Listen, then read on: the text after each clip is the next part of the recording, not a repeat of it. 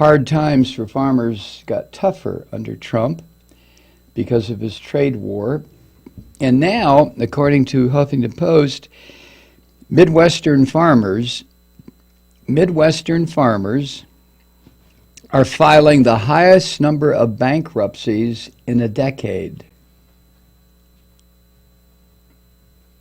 That's according to a Wall Street Journal analysis of federal data. That means during the Obama years, bankruptcies were way down.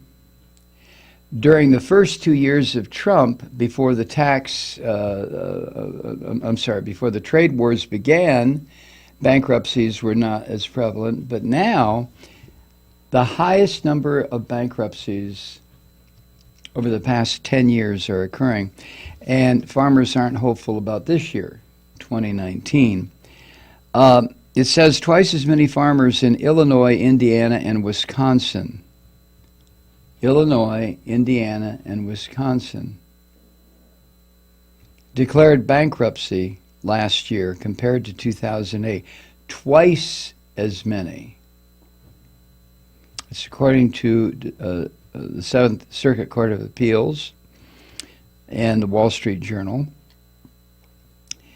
Bankruptcies in states from North Dakota to Arkansas were up 96%, according to figures from the Eighth Circuit Court of Appeals, where these bankruptcy petitions are filed. Farmers are battered by sinking commodity prices and stiff tariffs from China and Mexico that were put in place in retaliation for Trump's tariffs on imports from those countries. So here again, here's another big subsection of the country who are having the shit kicked out of them, and farmers and who voted for Trump. And what did he say, this orange bastard, during the State of the Union, that because of his tax law, that all the millionaire family farms out there, they don't have to pay the death tax anymore. Ooh, that's right. They don't have to pay it because they don't have any fucking thing worth anything. When you file bankruptcy, what are you going to pay taxes on? Oh, Jesus. The new 11-nation Comprehensive and Progressive Agreement for the Trans-Pacific Partnership Treaty. How's that? The CPTPP that was passed last year slashed tariffs, but not for U.S. farmers, because the Trump administration pulled out of those negotiations. That drove customers to farmers and ranchers in competitive countries like Australia, which resulted in another kick in the scrotum to American operations, farming operations. Now farmers say that they're afraid it's going to take years to repair the damage that this orange son of a bitch perpetrated against farmers. Why did farmers vote for this psycho fuck anyway? What was your point? What made you think that Trump, being a liar, a cheat, a con artist, a crime lord, what made you think that he would say, oh, farmers, yeah, I'm going to give them a good deal here?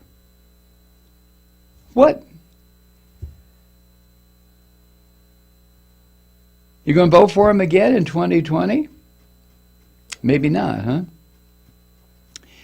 According to figures from the U.S. Agriculture Department, farm income last year was about 50% of what it was in 2013. Half. That's according to the Wisconsin State Farmer publication, published those figures. Wisconsin.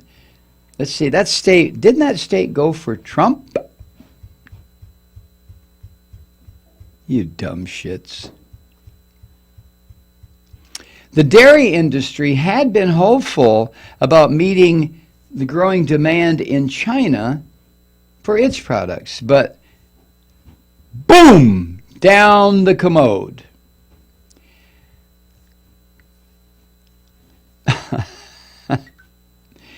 According to a director of dairy policy analysis, University of Wisconsin in Madison, Wisconsin, this guy said at an agricultural forum last week in Madison, and this is bullshit, he said, quote, "The problem is that both nations have stubborn leaders." No, that's not the problem. The problem is that one of those two nations, well, both of them actually, but the one we're concerned with is run by a fucking psychopath, a gangster, a punk, a thug, Donald Trump.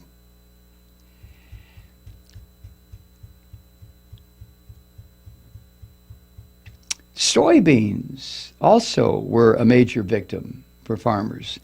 According to agribusiness professor, University of Wisconsin in Platteville, quote, "Agriculture prices live and die by exports.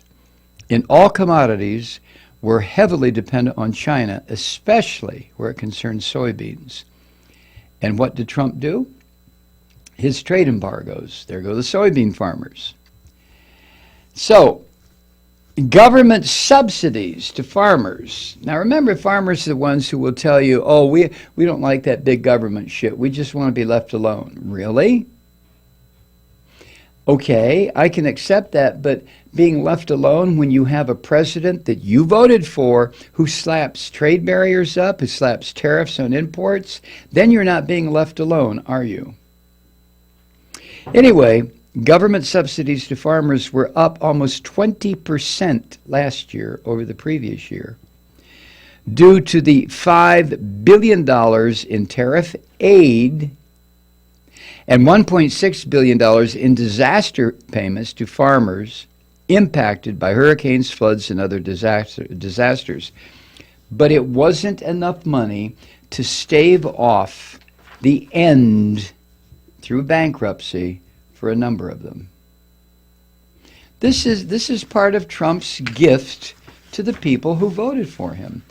And I realize that farmers and other people have other things on their minds than to sit down and figure how much bullshit is being shoveled their way by somebody like Trump, this gangster son of a bitch.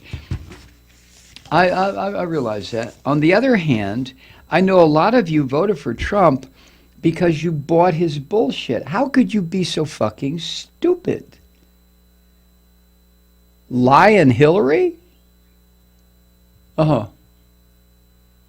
Well, crooked Hillary. For the number of people, or for a number of people who voted for Trump, you are feeling the pain, and you are going to continue to feel the pain because you put in place as your leader a fucking mafia gangster who doesn't care if you live or die. Hi, Truth Seekers. Mike Malloy here. As you know, we've switched formats and are now broadcast exclusively on the Progressive Voices Network. So that means you get fewer program interruptions, no corporate commercials, and lots of profanity. But our format change also means some of our radio listeners no longer hear the program. It's been a while since I mentioned our podcasts, so you may have forgotten that there is a way to listen to this program anytime you need a good dose of screaming. Visit MikeMalloy.com and subscribe to our podcasts.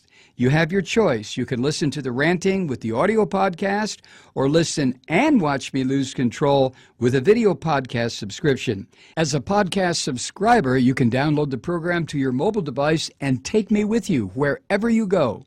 And if you have a friend who needs a dose of truth-seeking, you can give a gift subscription as well. That's MikeMalloy.com, and never miss a minute of the uncensored fun and frivolity.